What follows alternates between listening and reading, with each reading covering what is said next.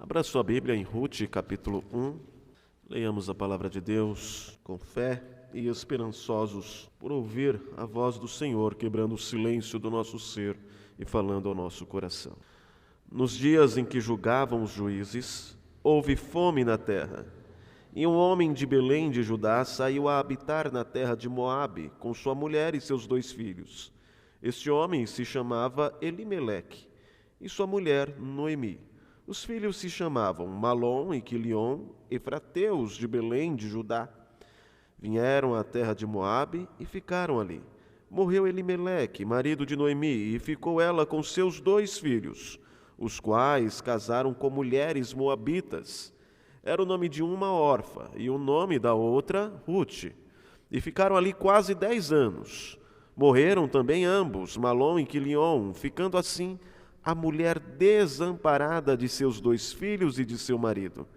Então se dispôs ela com as suas noras e voltou da terra de Moabe, porquanto nesta ouviu que o Senhor se lembrara do seu povo, dando-lhe pão. Saiu, pois, ela com suas 2 noras do lugar onde estivera, e indo elas caminhando de volta para a terra de Judá, disse-lhes Noemi: Ide, voltai cada uma à casa de sua mãe, e o Senhor use convosco de benevolência, como vós usastes com os que morreram e comigo. O Senhor vos dê que sejais felizes, cada uma em casa de seu marido. E beijou-as. Elas, porém, choraram em alta voz, e lhe disseram: Não, iremos contigo ao teu povo. Porém Noemi disse: Voltai, minhas filhas, porque ireis comigo? Tenho eu ainda no ventre filhos para que vos sejam por maridos? Tornai, filhas minhas, ide-vos embora, porque sou velha demais para ter marido. Ainda quando eu dissesse: Tenho esperança, ou ainda que esta noite tivesse marido e houvesse filhos, esperá-los-eis até que viessem a ser grandes? Abster-vos-eis de tomardes marido? Não, filhas minhas, porque por vossa causa a mim me amarga o ter o Senhor descarregado contra mim a sua mão. Então de novo choraram em voz alta. Orfa, com um beijo, se despediu de sua sogra. Porém Rute se apegou a ela. Disse Noemi: Eis que tua cunhada voltou ao seu povo e os seus deuses. Também tu, volta após a tua cunhada. Disse, porém, Rute: Não me instes para que te deixe e me obrigue a não seguir-te. Porque aonde quer que fores, irei eu. E onde quer que pousares, ali pousarei eu. O teu povo é o meu povo, o teu Deus é o meu Deus. Onde quer que morreres, morrerei eu, e aí serei sepultada. Faça-me o Senhor o que bem lhe aprouver, se outra coisa que não seja a morte me separar de ti. Vendo, pois, Noemi que de todo estava resolvida a acompanhá-la, deixou de insistir com ela. Então ambas se foram, até que chegaram a Belém. Sucedeu que, ao chegarem ali, toda a cidade se comoveu por causa delas. E as mulheres diziam: Não é esta Noemi? Porém ela lhes dizia: Não me chameis Noemi, chamai-me Mara, porque grande amargura me tem dado o Todo-Poderoso. Ditosa eu parti, porém o Senhor me fez voltar pobre. Porque, pois, me chamareis de Noemi? Visto que o Senhor se manifestou contra mim e o Todo-Poderoso me tem afligido? Assim voltou Noemi da terra de Moabe, com Rute, sua nora, a moabita, e chegaram a Belém, no princípio da cega da cevada. Ó Deus, a tua palavra foi lida, e nós te rogamos humildemente que o Senhor fale com o teu povo. Fale conosco, ó Pai. Mostra-nos que não estamos sozinhos, antes que a nossa vida está sendo regida pelo Rei soberano. É no nome dele, do nosso Senhor Jesus Cristo, que oramos. Amém. tempos conturbados, aflições, adversidades. Em situações como essas, não é raro questionarmos: será que existe alguém no controle de tudo isso? As coisas caminham e parecem não fazer sentido algum. Pessoas morrem, pessoas passam por dificuldades financeiras e de outras ordens, e nos perguntamos: onde está Deus? Há algum princípio absoluto que rege este mundo? Imagine a mente de alguém que não crê no Senhor, que nega a sua existência. Imagine os conflitos existenciais e pessoais que se unem às dificuldades que atingem a todos nós. Os eventos narrados no livro de Ruth ocorreram em tempos assim. O primeiro versículo diz que esta história se dá nos dias em que julgavam os juízes. E no livro de Juízes há uma sentença que se repete, que é: naqueles dias não havia rei em Israel, e cada um fazia o que achava mais reto. Duas coisas são importantes nesta expressão. A primeira é que cada um fazia o que achava mais reto. Eles seguiam seus próprios corações. Quais são as consequências disso? Opressão, idolatria, superstição, desorganização, opressão e injustiças sociais, apostasia, relativismo moral, imoralidade, estupro, violência, guerras civis. Tudo isso você vê lendo o livro de Juízes. E agora, no período dos juízes, nos é dito, no livro de Ruth, que há também fome. E uma segunda coisa importante nessa expressão: naqueles dias não havia rei em Israel e cada um fazia o que era mais reto, é a primeira sentença. Cada um fazia o que achava mais reto porque não havia referencial, não havia uma liderança estabelecida. Naqueles dias não havia rei em Israel.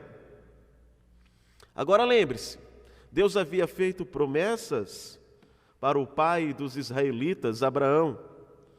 Deus havia dito a Abraão que faria dele uma grande descendência, que daria a ele uma grande descendência, que daria a ele uma vasta terra, que sustentaria essa grande nação, e que esta grande nação seria bênção para todas as outras nações. E o que vemos no período dos juízes?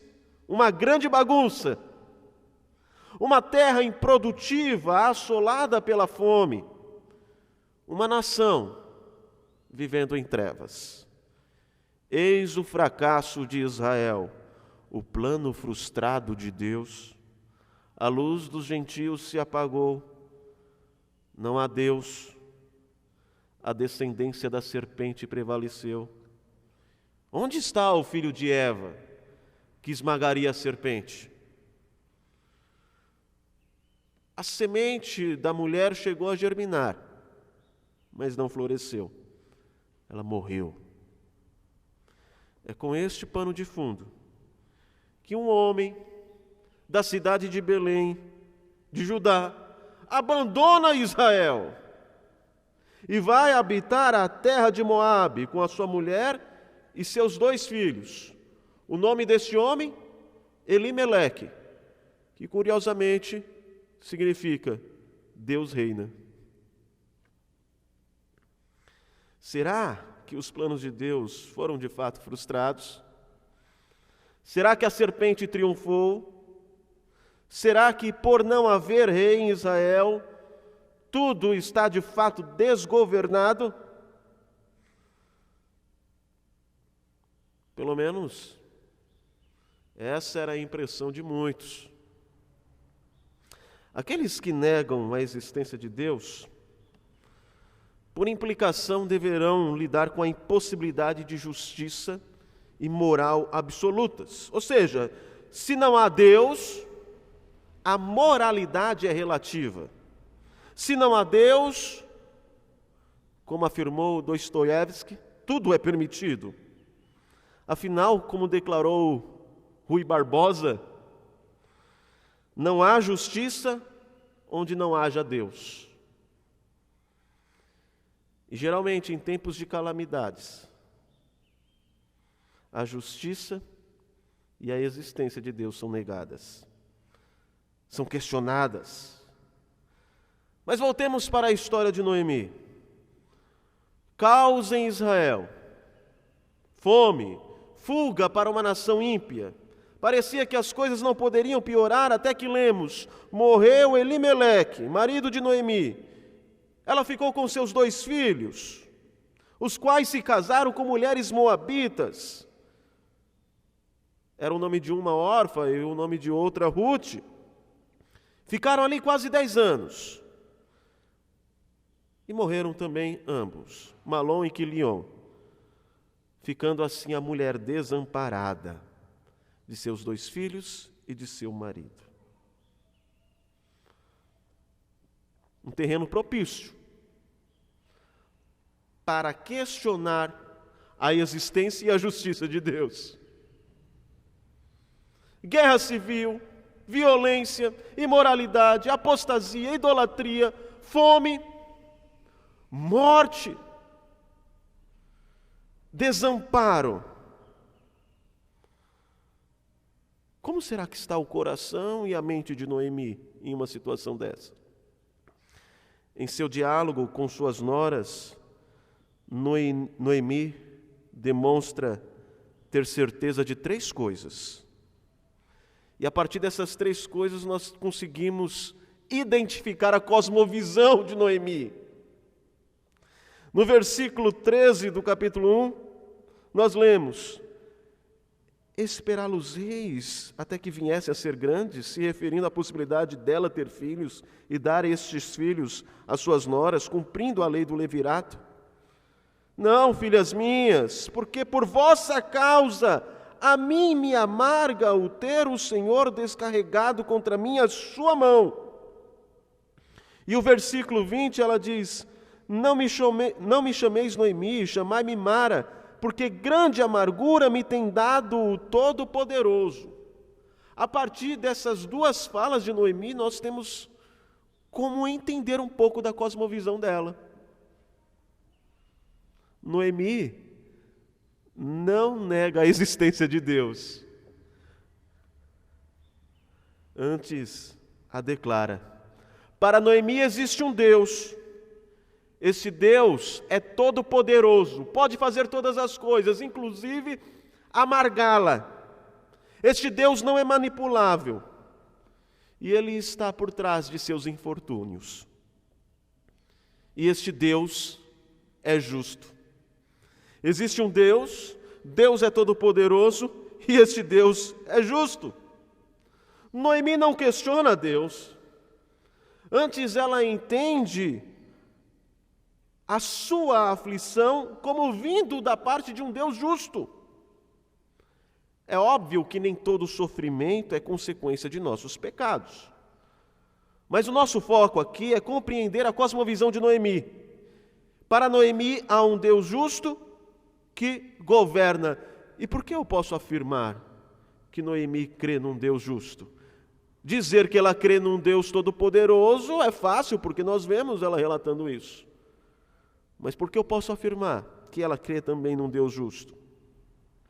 Em Êxodo, capítulo 34, versículo 10 ao 16, nós lemos Deus falando através de Moisés: guarda o que eu te ordeno hoje. Abstente de fazer aliança com os moradores da terra para onde vais, para que te não sejam cilada. Não faças aliança com os moradores da terra, não suceda que alguém te convide e comas dos seus sacrifícios e tomes mulheres das suas filhas para os teus filhos e suas filhas prostituindo-se com seus deuses. Façam que também os teus filhos e façam com que teus filhos também se prostituam com seus deuses. Ou seja, a ordem é clara. Quando vocês forem para Canaã, para a terra prometida, não se misturem com os habitantes daquela terra. Não haja aliança entre vocês e eles, não haja casamento.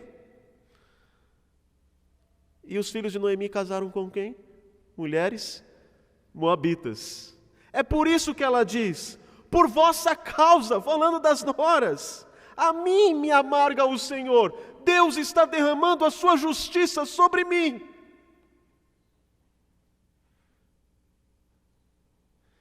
É isso que aconteceu. Ele está descarregando a sua mão sobre mim. Irmãos, aqui nós temos um ensino. Em tempos de calamidades, lembremos, é possível que Deus esteja dispensando os seus juízos sobre nós. Juízos temporais para aqueles que são salvos, em resposta ao pecado. Mas é possível também que Deus esteja nos provando. Não é uma consequência de nossos pecados, mas é uma provação.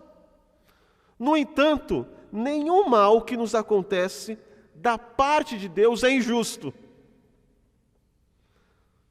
Podemos falar de injustiça humana, mas nunca de injustiça divina, pois perante Deus não há um justo sequer. Nós não temos méritos, nós não temos direitos diante de Deus, a ponto de movimentá-lo ou manipulá-lo segundo os nossos interesses pessoais. Não! Diante de Deus, todos nós somos injustos, sujeitos à ira divina, a qual Ele não derrama pela sua misericórdia, por causa de Cristo Jesus. Então, ao invés de murmurarmos, devemos lembrar, eu não tenho direitos diante desse Deus. O que eu tenho já é muito, é graça, é misericórdia. Devemos nos colocar no lugar certo, que é de reconhecimento, de que a única coisa que nós merecíamos é o inferno. E por causa de Cristo Ele não nos dá, antes Ele expressa misericórdia. Noemi tem a consciência de que Deus existe, de que esse Deus é todo-poderoso e de que esse Deus está fazendo justiça. Ela não questiona a sua justiça, ela não murmura. Noemi estava certa quanto à providência amarga de Deus, mas ela só tinha esquecido de uma coisa, que existe um rei, justo sim, mas que este rei também é misericordioso. Em momentos de calamidades devemos lembrar dessas duas coisas. Existe um rei justo. Nada do que acontece é injusto, vindo da parte de Deus. Nada do que acontece vindo da parte dele é injusto. Podemos sofrer injustiças no âmbito horizontal, entre as relações humanas, mas da parte de Deus não. E este rei que é justo é também misericordioso. Viúva, sem filhos, desamparada, mas há uma esperança de sobrevivência. O versículo 6 nos diz que ela ouviu que o Senhor se lembrara do seu povo lá em Belém e fez com que o solo produzisse e que houvesse pão. Vemos, no entanto, uma cena dramática e triste, que vai dos versículos 7 ao 14. E nós vemos ela se despedindo de suas noras, dizendo que ela havia sido tratada bem por elas, mas que não poderia mantê-las, não poderia sustê-las. Então ela decide ir sozinha para ajudar, mas Noemi se agarra a ela. E há 3 razões pelas quais o escritor dedica muito espaço ao esforço de Noemi para devolver Ruth e Orfa. A primeira é porque a cena destaca a miséria de Noemi. Noemi não tem nada para oferecer às suas noras. Sua condição é pior do que a delas. E se elas tentarem ser fiéis a ela e ao nome de seus maridos, elas encontrarão nada além de dor. Por isso ela diz: não venham comigo, porque Deus é contra mim. A vida de vocês podem ser mais amargas do que a minha. E a segunda razão, porque há tanto tempo dedicado a este diálogo, é que esta cena está nos preparando para entendermos um costume de Israel, que é o costume de que quando o marido israelita morresse, seu irmão ou parente mais próximo se casava com a viúva. E a criança nascida dessa relação era colocada na conta do falecido, para que ele não morresse sem descendência. Noemi se refere a esse costume no versículo 11, quando ela diz: eu não tenho outros filhos para dar para vocês. Não há como suscitar a descendência de Malom e Quilion, e por consequência de Elimeleque.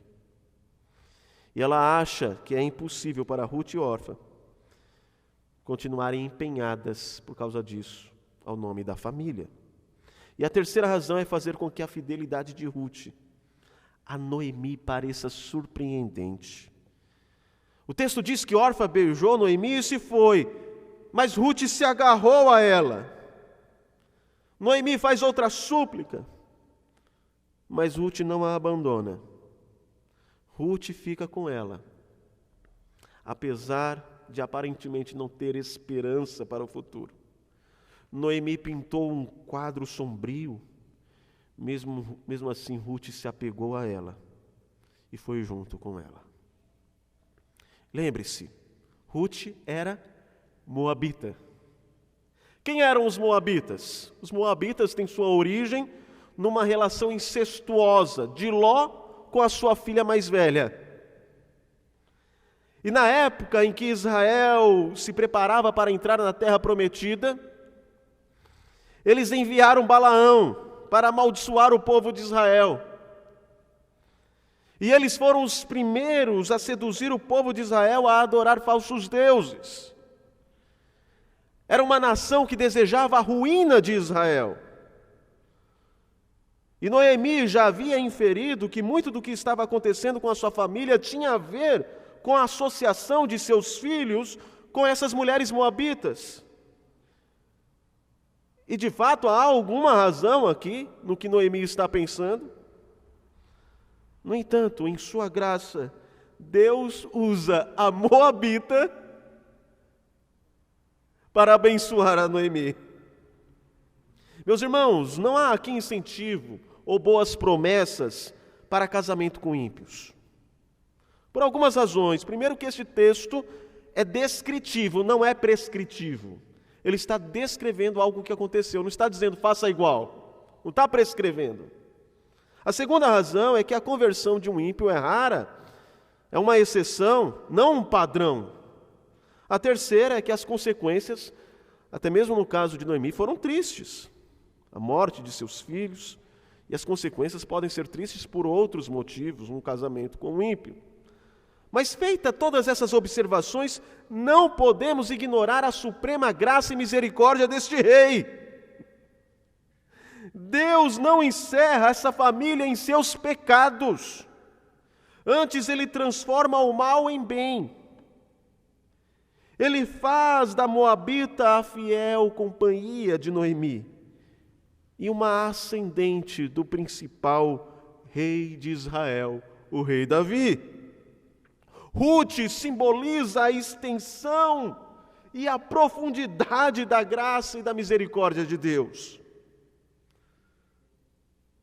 Este rei, que domina em meio ao caos aparente, É justo, mas é misericordioso também. Foi Deus quem acabou com a fome e abriu o caminho de volta para casa, como nós vemos no versículo 6.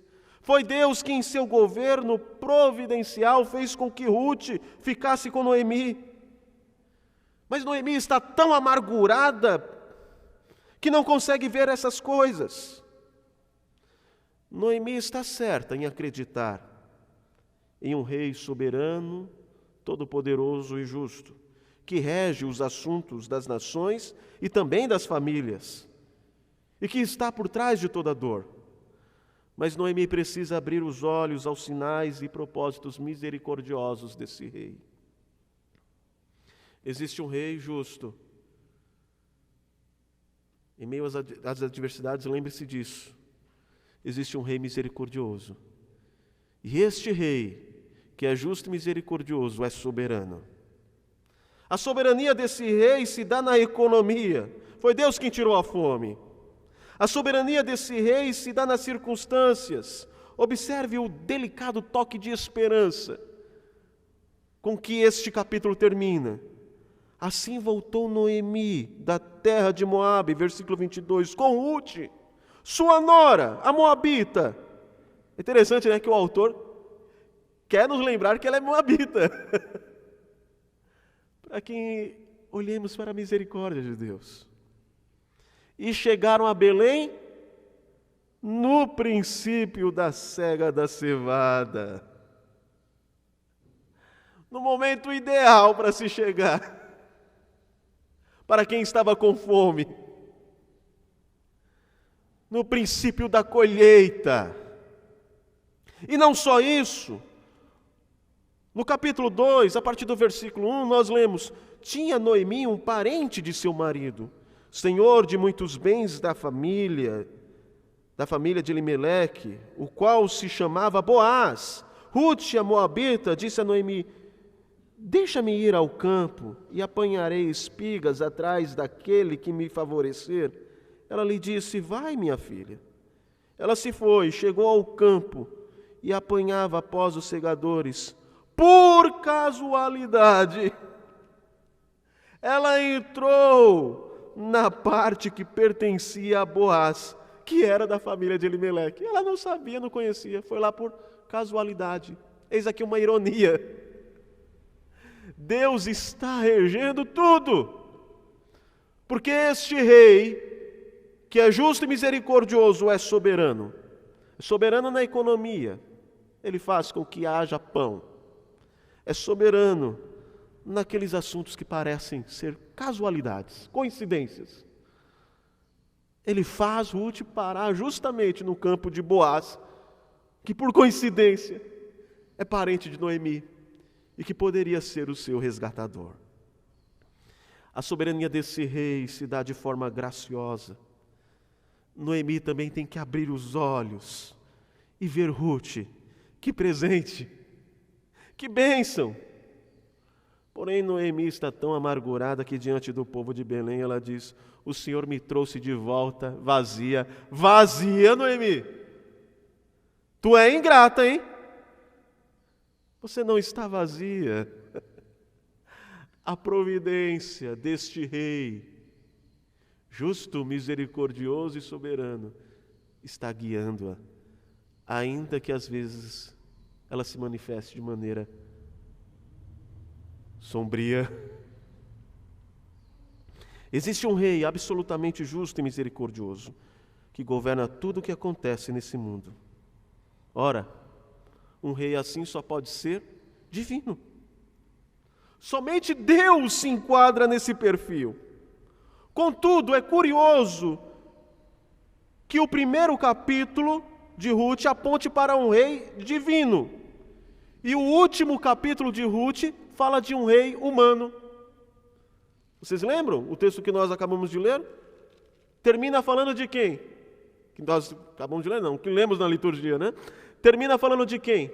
De Davi, um rei humano. O capítulo 1 aponta para um rei divino, justo, misericordioso e soberano.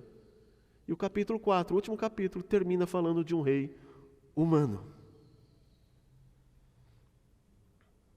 O que Noemi diria se pudesse ver que em Ruth ela ganharia uma criança? E que esta criança seria o avô do maior rei de Israel? Eu acho que ela diria: não julgue o Senhor com débil entendimento, mas confie nele. Por trás de uma providência carrancuda, ele esconde uma face sorridente. Mais inusitado é perceber que a história de Ruth não se encerra com o rei Davi. É da dinastia de Davi que nasce o Rei dos Reis, Jesus Cristo, o Senhor do Universo. E nele, Jesus Cristo, o Filho de Deus e Filho de Davi, nós temos um Rei divino humano.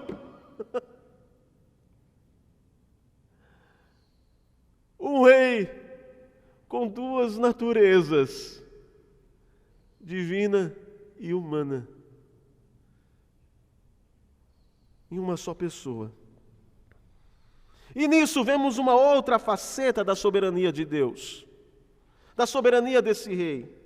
A soberania desse rei, às vezes se apresenta um tanto irônica, isso mesmo, irônica. Eu havia dito, que os moabitas foram os primeiros a tentarem seduzir e a desviar o povo de Israel, bem como tentaram amaldiçoar o povo de Israel.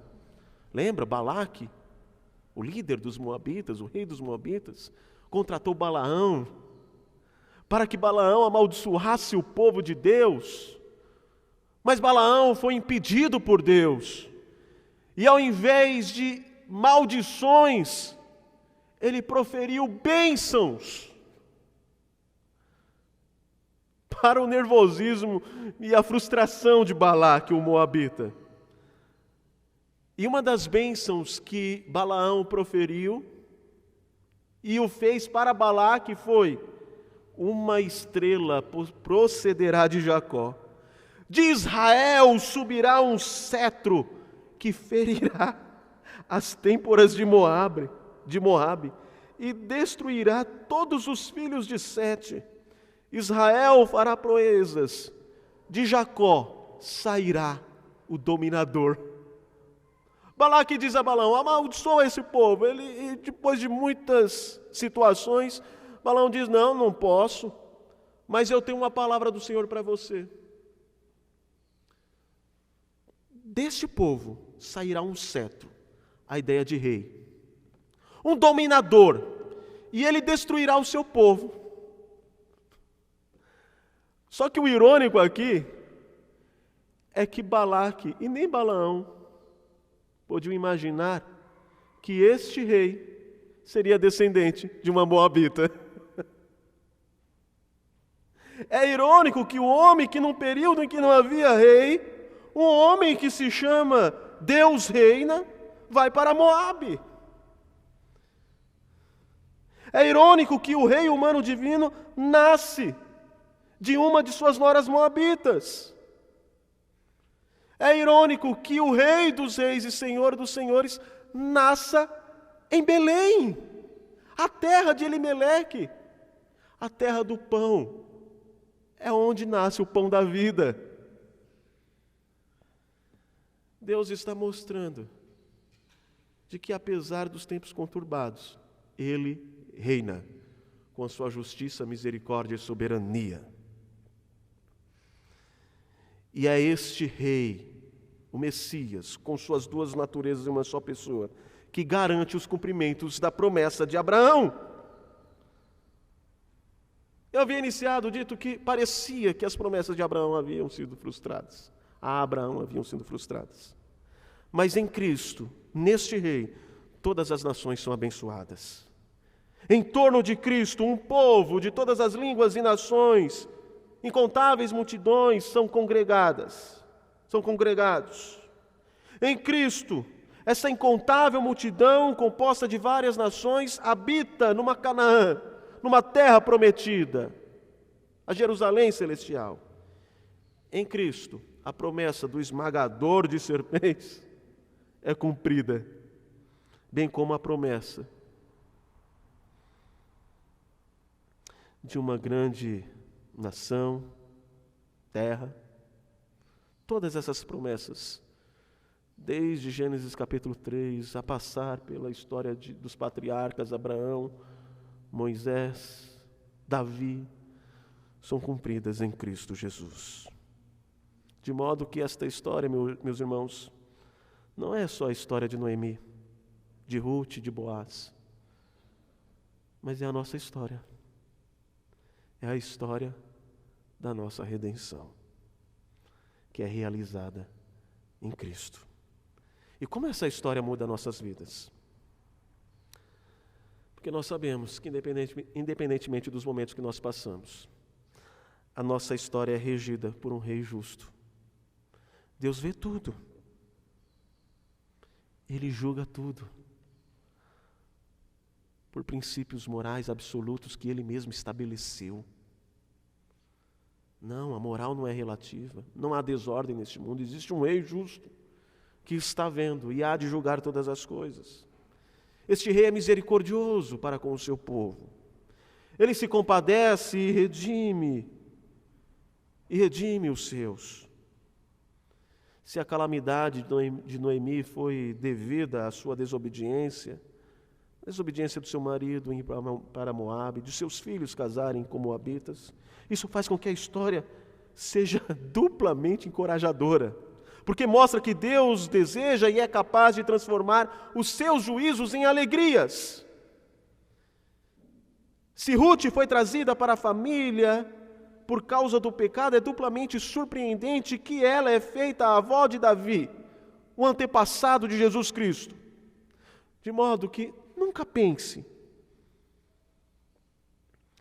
que o pecado ocorrido em seu passado significa que não há mais esperança para o seu futuro.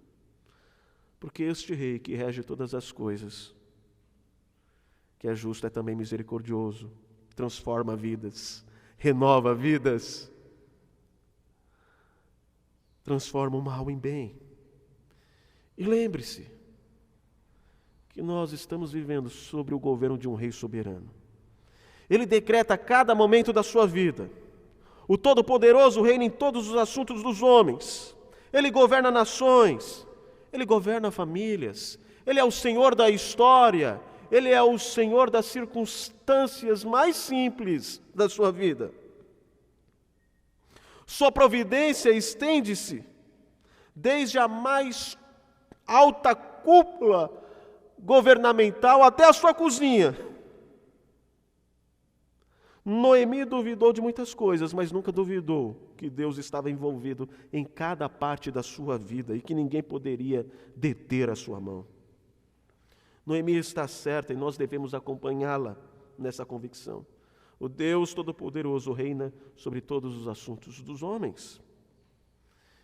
E este rei é um rei divino humano, que pode todas as coisas por ser divino e que nos representa por ser humano.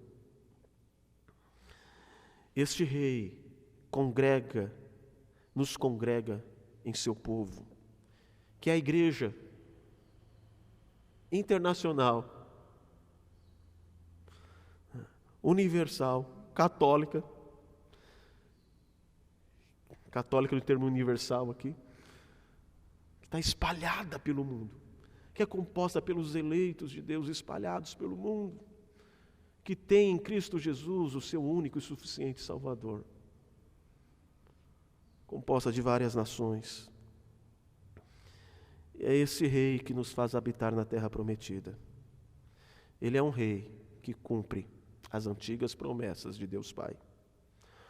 Por fim, irmãos, o enredo da história de Ruth e Noemi não aponta para mais uma história de sofrimento, mas nos lembra que a nossa dor é só mais um momento que Deus permite que nós passemos. E que essa linha escura chamada sofrimento que nos une,